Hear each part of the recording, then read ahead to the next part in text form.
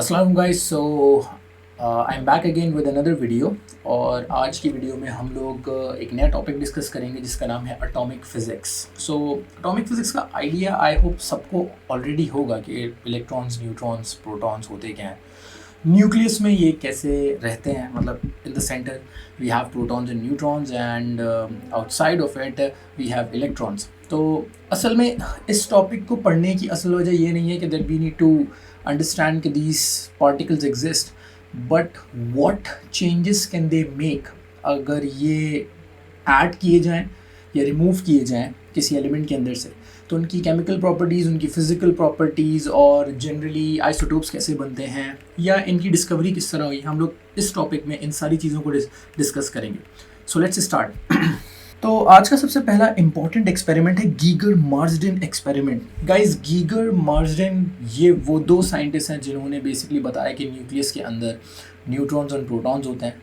अच्छा, in short Geiger Marsden वो दो साइंटिस्ट हैं जिन्होंने हम लोगों को डायरेक्टली बता दिया था इस एक्सपेरिमेंट को करके कि न्यूक्लियस के अंदर न्यूट्रॉन्स एंड प्रोटॉन्स हैं। और इस एक्सपेरिमेंट को करने से हम लोगों को कुछ कंक्लूजन्स मिली या रिजल्ट्स मिले जो हम लोग पेपर में बार बार जिसके बारे में हम लोग को लिखना पड़ता है और उसी से रिलेटेड क्वेश्चंस किए जाते हैं। सो गीगर मार्सडेन एक्सपेरिमेंट के ऊपर हम लोग पहले बात करते हैं एटॉमिक मॉडल के अंदर। सो हमारे सामने एक सिंपल एपरेटस है, ये एक वैक्यूम चेम्बर कह लें, सही है। इसके बीच में एक गोल्ड फॉइल है, सही है। और यहाँ पे एक लेड बॉक्स है जिसके अंदर एक अल्फ़ा पार्टिकल्स की इमिटिंग करने वाली सोर्स रखी हुई है। अच्छा, जस्ट इन केस किसी को अगर अल्फ़ा पार्टिकल्स के बारे में ना पता हो तो जस्ट इमेजिन कि ये अभी एक बहुत बड़े पॉजिटिव पार्टिकल की बीम को इमिट आउट करेंगे, सही है। यानी ये सोर्स पॉजिटिव पार्टिकल की बीम को इमिट आउट करती है। ये उन लोगों के लिए जिनको नहीं पता कि अल्फ़ा पार्टिकल्स क्या होता है, पर आई एम अज्यूमिंग कि आप लोगों को आइडिया होगा कि अल्फ़ा पार्टिकल्स होते क्या हैं। सो अल्फ़ा पार्टिकल्स की बात, सबसे इंपॉर्टेंट बात यह है कि जब ये अल्फ़ा पार्टिकल्स फायर होते हैं, ये एक स्ट्रेट बीम में फायर होते हैं। अच्छा, एक और सबसे बड़ी मिसकंसेप्शन यहाँ पे ये कि स्ट्रेट बीम में फायर होता है, ये जो मैंने बात बोली है, यूजुअली ऐसा नहीं होता क्योंकि सोर्स जब भी अल्फ़ा पार्टिकल्स को इमिट आउट करती है तो वो बहुत सारे डायरेक्शंस में ऐसे डिस्पर्स करती है। तो हम लोगों को उसको एक नैरो बीम बनाने के लिए पहले तो ऐसा एपरेटस या ऑब्जेक्ट रखना पड़ता है जो सिर्फ स्ट्रेट लाइन में बीम को पास करे, या अगर वो भी नहीं हो पाता तो फिर डेफिनेटली हम लोगों को उसकी डिफ्लेक्शंस को रोकना पड़ता है किसी भी तरीके से, ताकि हम एक स्ट्रेट लाइन में जो भी पार्टिकल जा रहे हैं उनको जाने दें। तो ये लेड बॉक्स या ये जो स्लिट है इसके बीच में जो छोटी सी गैप या ओपनिंग है वो ये काम करती है। खैर, हमारा अब एक्सपेरिमेंट स्टार्ट होता है। सामने हमारे एक फ्लोरेसेंट स्क्रीन है, इसको हम जिंक सल्फाइड स्क्रीन भी कहते हैं। फ्लोरेसेंट हम इसको इसलिए कहते हैं क्योंकि जैसे ही कोई भी अल्फ़ा पार्टिकल या let's say positive charge particle इस स्क्रीन पे आके गिरता है तो वो इसको ग्लो कराता है, सही है, या फ्लैशेस दिखते हैं यहाँ पे। अच्छा, अब इस एक्सपेरिमेंट में सबसे इम्पॉर्टेंट चीज़ नोट करने की ये है कि जैसे यहाँ पे बीम्स फायर किए गए तो गीगर और मार्सडेन ने सबसे इम्पॉर्टेंट चीज़ ये ऑब्जर्व करी कि let's say 90% of the particles passed straight. सारे के सारे पार्टिकल्स ऑलमोस्ट स्ट्रेट पास कर गए और हम लोगों को मैक्सिमम ब्राइट फ्लैशेस कह लें इस पॉइंट पर मिले, इस वाली साइड पर। और यहाँ पे एक ग्लोइंग स्क्रीन मिलना शुरू हो गई या फ्लोरेसेंट स्क्रीन मिलना शुरू हो गई जो ग्लो कर रही थी इन अ जनरल सेंस। और फिर उसके बाद क्या हुआ कि जब हम लोगों ने इस पूरी स्क्रीन को डिफरेंट जगहों पे रखा, यहाँ फिर लेट्स से ये ए है, ये बी है, ए और बी पे रखा, तो हम लोगों को वहाँ पे फ्लैशेस फीवर बहुत कम मिले, बहुत लेस मिले compare to this point. Let's say this point is C. तो गीगर मार्सडेन ने सबसे पहले तो इस चीज़ को स्टडी करने की कोशिश की कि ये जो 90% चीज़ें, मतलब 90% अल्फ़ा पार्टिकल की बीम स्ट्रेट पास कर गई, वो कैसे कर गई, क्यों कर गई। गोल्ड फॉइल के बीच में ऐसी कोई चीज़ नहीं, लेकिन वो जो रेस्ट 10% थे वो डिफ्लेक्ट क्यों हो रहे हैं, ये उनका मेन टारगेट बना। और गीगर और मार्सडेन ने ये चीज़ को फिर इसको और ज़्यादा बाय कंडक्टिंग एक्सपेरिमेंट्स आइडिया लगाया और थ्योरेटिकली ये बात बताई कि इस गोल्ड फॉइल के अंदर एक बहुत छोटा सा कोई सेंट्रलाइज मास है, एक डेंस मास है जो लाई करता है और वो पॉजिटिवली चार्ज्ड है। क्योंकि अगर वो पॉजिटिवली चार्ज नहीं होता तो अल्फ़ा पार्टिकल्स कभी भी ऐसे डिफ्लेक्ट नहीं करते। तो ये उन्होंने बताया। अच्छा, अब पेपर में क्या-क्या चीज़ें पूछी जा सकती हैं, हम डायरेक्ट उन बातों पे आते हैं। अब ये बात तो तय हो गई कि ये जो गीगर मार्जिन एक्सपेरिमेंट है, इसमें सिर्फ़ ये बात पूछी जा रही है कि हम लोग एक बीम को फायर कर रहे हैं, हमारे पास एक सोर्स है, वैक्यूम है और वो बीम डायरेक्टली जाके लेट्स से हिट करती है गोल्ड फॉइल को और ये पता चलता है कि यार नहीं, 90% of the beam just went pass it और जो 10% थी वो थोड़ी सी डिफ्लेक्ट कर गई। क्वेश्चन ये बनता है कि ये जो 10% है ये क्यों डिफ्लेक्ट करी, पहला। दूसरा क्वेश्चन आपका पूरे इस एपरेटस पे आ सकता है कि ये एपरेटस में वैक्यूम क्यों क्रिएट किया है हम लोगों ने। तीसरी चीज़, लेड बॉक्स क्यों यूज़ की हम लोगों ने, और फ्लोरेसेंट स्क्रीन का फंक्शन क्या है। तो हम इन सारी चीज़ों के ऊपर अब बात करते हैं। गाइस, एक और चीज़, बैक स्कैटरिंग क्या चीज़ है। ये जो डिफ्लेक्शंस हुई है ना, अदर देन दिस पॉइंट, यहाँ पे जो 90% आपको मिले पार्टिकल्स यानी फ्लैशेस मिले, ये जो 10% की जो डिफ्लेक्शन हुई है इन पॉइंट्स पर, इसको हम लोग इन जनरल बैक स्कैटरिंग का नाम देते हैं। So it's already written over है कि back scattering that was the hardest to explain for Geiger and Marsden, but then they concluded that definitely ये जो स्कैटरिंग हो रही है या ये जो डिफ्लेक्शंस हो रही हैं, ये इस वजह से हो रही हैं क्योंकि ज़रूर न्यूक्लियस के अंदर कोई ऐसी चीज़ है जो पॉजिटिवली चार्ज है और अल्फ़ा पार्टिकल्स उन पॉजिटिव चार्जेस से रिपेल कर रहे हैं, टकरा नहीं रहे या उनसे बिल्कुल ही डिफ्लेक्ट कर रहे हैं उनकी वजह से।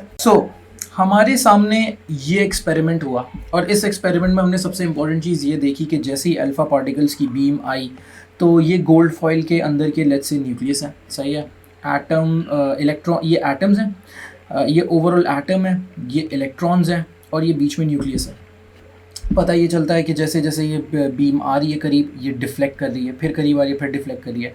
ये डिफ्लेक्शंस न्यूक्लियस के पॉजिटिव होने की वजह से, और पॉजिटिव न्यूक्लियस इसलिए है क्योंकि न्यूक्लियस के अंदर हमारे पास प्रोटॉन्स होते हैं और उसके साथ साथ न्यूट्रॉन्स होते हैं। तो न्यूट्रॉन्स का जनरली कोई चार्ज नहीं होता, लेकिन प्रोटॉन्स का चार्ज होता है और प्रोटॉन्स के चार्ज की वजह से, क्योंकि प्रोटॉन पॉजिटिवली चार्ज होते हैं, तो ये जो अल्फ़ा पार्टिकल की बीम आई वो स्कैटर होना शुरू हुई और या रिपेल हुई in a general sense. Now let's talk about the questions जो ओ लेवल्स में आप लोगों से पूछे जाएंगे। I just go straight to the questions, ज़्यादा मैं इस एक्सपेरिमेंट को घुमा फिराऊंगा नहीं, डायरेक्ट पॉइंट पे आता हूँ। क्वेश्चंस क्या पूछे जाएंगे पेपर के अंदर? सबसे पहला, रिजल्ट क्या है इस एक्सपेरिमेंट का, क्या चीज़ें हम लोगों ने ऑब्जर्व करी, क्या चीज़ें कंक्लूड करी इस एक्सपेरिमेंट को करने से। तो गीगर मार्जिन ने 3 चीज़ें कंक्लूड करी। पहली कंक्लूजन ये थी जो मैं बता चुका हूँ कि न्यूक्लियस पॉजिटिवली चार्ज है, सही है। और वो क्यों पॉजिटिवली चार्ज, बिकॉज कि न्यूक्लियस के अंदर न्यूट्रॉन्स एंड प्रोटॉन्स हैं, तो प्रोटॉन्स की वजह से ही वो ओवरऑल पॉजिटिवली चार्ज है। Second conclusion, comparing the size of nucleus and an atom overall. तो न्यूक्लियस बहुत छोटा है compare to the size of an atom. तो जब एटम का साइज़ ही let's say it's a football field और उसमें आप एक छोटी टेनिस बॉल रख लें उस पूरी फुटबॉल फील्ड के अंदर, तो ये एक रेशियो है जो एग्जिस्ट करता है न्यूक्लियस और एटम के बीच में। Third most important thing was कि major part of the atom is empty, यानी जनरली देखा जाए तो पूरे एटम का जो मेजॉरिटी पार्ट है, let's say again 90% of the part is empty और बहुत 10% पार्ट है जिसमें न्यूक्लियस लाई कर रहा है ना, बहुत छोटे से पार्ट में। तो ये चीज़ हम लोग, ये 3 कंक्लूजन्स आप लोगों से बार बार पेपर में पूछी जाएंगी and I will make sure कि एक क्वेश्चन हम लोग प्रैक्टिस भी करें इसके ऊपर, ताकि आप लोगों को आइडिया हो जाए कि ओ लेवल्स में बेसिकली पूछा किस तरह जाता है। सेकेंड क्वेश्चन जो आप लोगों से पूछा जा सकता है, हम लोगों ने वैक्यूम क्यों इस एक्सपेरिमेंट में यूज़ किया। गाइस, अगर जिसने अल्फ़ा पार्टिकल की जिसको नॉलेज होगी या बीटा पार्टिकल्स की या गामा रेडिएशन की होगी, तो इन अ जनरल सेंस ये बात तय है कि अल्फ़ा पार्टिकल्स बहुत ज़्यादा दूर तक ट्रैवल नहीं कर पाते। I am just recalling it, लेकिन एक बात याद रखनी है कि अल्फ़ा क्योंकि एयर में ज़्यादा दूर तक ट्रैवल नहीं करता और इस एक्सपेरिमेंट में हम अल्फ़ा पार्टिकल इस्तेमाल कर रहे हैं, so we technically can not say कि अगर एयर होती इस एक्सपेरिमेंट के अंदर तो अल्फ़ा पार्टिकल गोल्ड फॉइल तक पहुंच जाता है, ऐसा नहीं हो सकता। तभी हम लोगों ने वैक्यूम क्रिएट करी। तो वैक्यूम क्रिएट करने की वजह क्या थी कि अल्फ़ा पार्टिकल ज़्यादा दूर तक ट्रैवल नहीं कर सकते, तो हम लोगों को लाजमी वैक्यूम क्रिएट करना ताकि वो गोल्ड फॉइल तक वो बीम पहुंच सके। Second most important thing is अगर एयर लेट से होती तो अल्फ़ा पार्टिकल की एक और सबसे बड़ी प्रॉपर्टी है कि वो आयनाइज कर जाते हैं एयर को, तो वो पूरी तरह एयर को आयनाइज करेंगे और वो हमारे लिए एक्सपेरिमेंट में प्रॉब्लम्स क्रिएट करेगा. So in order to make sure कि एयर आयनाइज ना हो या लेट्स से आयनाइजेशन ना हो, तो वहाँ पे हम लोगों को दो बातें याद रखनी है कि हम लोगों को एयर को यूज़ नहीं करना, क्योंकि अल्फ़ा पार्टिकल फिर उसको आयनाइज करेगा और पूरा एक्सपेरिमेंट प्रॉपरली कंडक्ट नहीं हो पाएगा. थर्ड क्वेश्चन है कि the purpose of the lead box. हम लेड बॉक्स क्यों यूज़ कर रहे थे इस एक्सपेरिमेंट के अंदर? अगर गौर से देखा जाए तो लेड बॉक्स इस सोर्स को हमने सोर्स को अंदर रखा हुआ है इस लेड बॉक्स के अंदर, सही है. तो लेड बॉक्स क्या करता है, क्योंकि जब भी कोई रेडिएशन सोर्स हम लेते हैं तो हम ये नहीं कह सकते कि वो सिर्फ एक साइड से रेडिएशन इमिट आउट कर रही होगी. नहीं भाई, if it's like a sphere, because हम लोग बहुत सारी मूवीज़ देखते हैं like let's say if it's plutonium, अगर मिशन इम्पॉसिबल की सीरीज़ किसी ने देखी होगी. सो रेडिएशन सोर्सेज यूजुअली क्या करती हैं कि वो डिफरेंट डायरेक्शंस में रेडिएशन को इमिट आउट कर रही होती हैं. सो अगर हम लेट्स से इस रेडिएशन सोर्स के ऊपर बात करते हैं तो हमने इसको भी एक लेड बॉक्स के अंदर रखा है, क्योंकि वो हर तरफ से इमिशन कर रहा होगा. और अगर कोई असिस्टेंट, लैब असिस्टेंट या let's say the person who is conducting the experiment उसके साथ डील करता है, तो उसका 90% चांस है या 100% चांस है कि वो रेडिएशन उसको आके हिट कर सके. तो इन ऑर्डर फॉर दिस, मतलब कह सकते हैं कि safety of the person is really important जो इस एक्सपेरिमेंट को कंडक्ट करता है. तो ये लेड बॉक्स हमारी सेफ्टी के लिए जो इस एक्सपेरिमेंट को कंडक्ट करते हैं ताकि रेडिएशन हम तक ना पहुंच सके. तो ये हो गया हमारा थर्ड क्वेश्चन जो गीगर मार्जिन एक्सपेरिमेंट से रिलेटेड था. गाइस, एक और क्वेश्चन बहुत ज़्यादा आता है, तो मैं इन क्वेश्चंस को क्यों डिस्कस कर रहा हूँ, बिकॉज कभी कभार पेपर स्टूडेंट्स ये बात कहते हैं कि हम लोग यार सब कुछ पढ़ लेते हैं लेकिन उसके बावजूद हमसे पास पेपर्स नहीं हो पाते, हम लोग अटक रहे होते हैं. गाइस, इसकी वजह ये है कि जितनी चीज़ें आप लोग रीड करते हैं ना, उसकी रेगुलर प्रैक्टिस करना बहुत ज़रूरी है, एंड टू द पॉइंट बात बताना बहुत ज़रूरी होती है.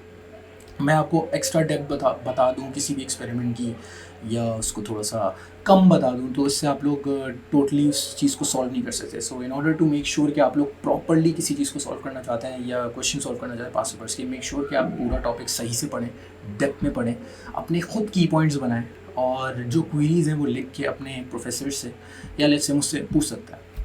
सो एक और क्वेश्चन जो सबसे ज़्यादा आता है वो है कि हम लोगों को डिफ्लेक्शन पैटर्न्स को प्लॉट करना होता है. अब डिफ्लेक्शन पैटर्न प्लॉट करना वैसे बहुत आसान है, क्योंकि हमें पता है कि न्यूक्लियस जनरली पॉजिटिव है, अल्फा पार्टिकल भी पॉजिटिव होता है. तभी मैंने कहा था कि शुरू में कि हम उसको इमेजिन कर सकते हैं that it's a positively charge particle, जिनको अल्फा पार्टिकल का नहीं पता. तो वो जो बीम आ रही है वो इस पॉजिटिव न्यूक्लियस की वजह से क्या होगी, स्ट्रेट ऊपर की तरफ डिफ्लेक्ट कर जाएगी. डेफिनेटली ऐसे तो डिफ्लेक्ट नहीं कर सकती, ये गलत हो जाएगा, क्योंकि फिर ये अट्रैक्शन क्रिएट कर रहा होगा एक तरीके से. तो डिफ्लेक्शन किस तरह होगी, वो उसको दूर करेगा अपने से. ये वाली मैंने चीज़ ऐसे बनाई थी कि अगर बिल्कुल 90% बोलो, बिल्कुल 90 डिग्री पे टू द प्लेन आ रही है तो वो बिल्कुल वैसे ही स्ट्रेट डिफ्लेक्ट कर जाएगी. ये मैंने इस तरह बनाई थी. और अगर नीचे से आ रही होगी तो फिर वो नीचे से इस तरीके से डिफ्लेक्ट कर जाएगी. ये कॉमन सेंस की बात है, तो ये चीज़ आप लोगों को पता होनी चाहिए. Last but not the least, अगर बिल्कुल स्ट्रेट आ रही है लेकिन वो उस पॉजिटिव चार्ज के इन्फ्लुएंस के जोन से बहुत दूर है तो वो बिल्कुल स्ट्रेट पास कर जाएगी. As simple as that.